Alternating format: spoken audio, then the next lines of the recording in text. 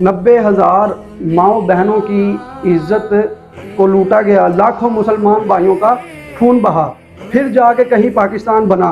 और आज तुम खुशी भी मनाते हो तो कैसे? बाजे के साथ, अपने मुंह पे टैटू बना के, वन विलिंग करके। मैं कहता हूँ शर्म आनी चाहिए उस बाप को जो बड़ी खुशी के साथ अपने बेटे को बाजा लेके देता है। मैं कहता हूँ मुसलमान आप सिर्फ बाजा बजाने के लिए रह गए हैं कि पाँ करते फिरें।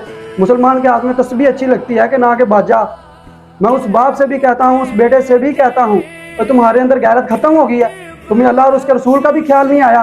हुजूर सल्लल्लाहु अलैहि वसल्लम ने फरमाया, दुनिया में दो आवाज़ों पर लानत की गई है, उनमें से एक खुशी के मौके पर बाजे की आवाज़ है। खुशी का मौका और आप बाजे बजा रहे हैं।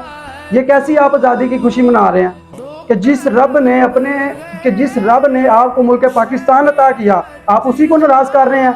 अभी 1.5 साल की बच्ची के साथ क्या किया गया, आपने भी खबर सुनी होगी। आए दिन ऐसे वाकयात आते रहते हैं।